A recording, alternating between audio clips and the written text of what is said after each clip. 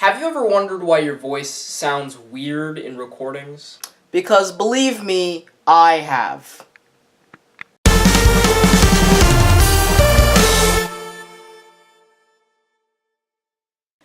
So if you listen to recordings of your own voice, for most people it sounds strange.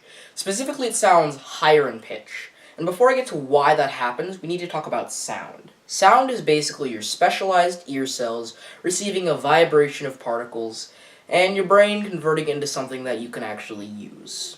This vibration can be measured at different frequencies.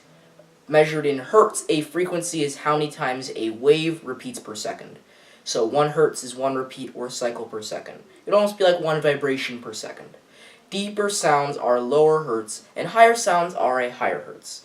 And that happens because that's just how your brain processes it. And additionally, color is actually the reverse. A lower hertz is a brighter color, and a higher hertz is a darker color. And again, that happens because that's just how your brain processes it. It could be any way, really, and we don't actually even have to have things like a minimum or maximum hertz that we can process sound and light at. We just evolve that way, and it makes evolutionary sense. You don't need to be able to hear every single frequency and see every single frequency of light. Anyways, sound is also affected by what it's going through. For instance, if you yell underwater, it has a lot of extra bass, and if you inhale helium, it makes your voice all nice and squeaky. This is due to denser materials having each molecule closer to one another. This means that each time sound goes from molecule to molecule to molecule, it doesn't have to jump a huge gap each time. This means that sound travels faster in solid materials and slower in less dense gas-like materials and liquid materials.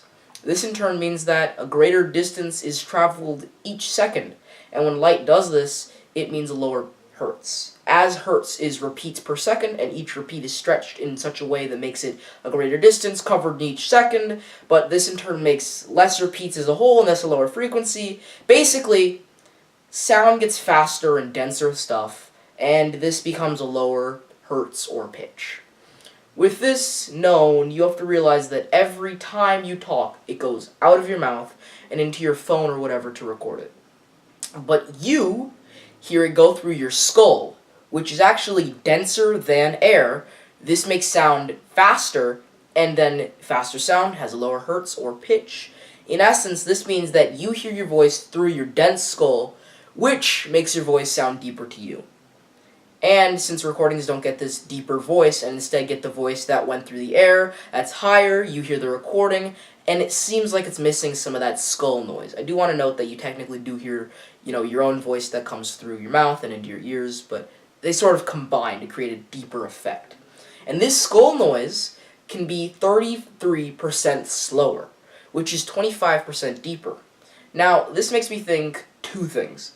Firstly, every single voice you hear, other than your own really, is not what people think they sound like. It's almost like you hear two very different things. Secondly, imagine what Shaq hears. You know how deep his voice is. Well, life is an experiment, and you are the scientist. Thanks for watching.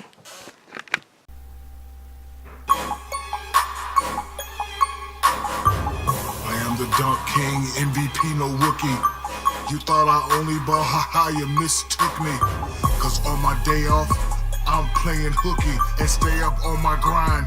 Rookies milking cookies, milking cookies. Eat these milking cookies. Oreo, I love these milking cookies.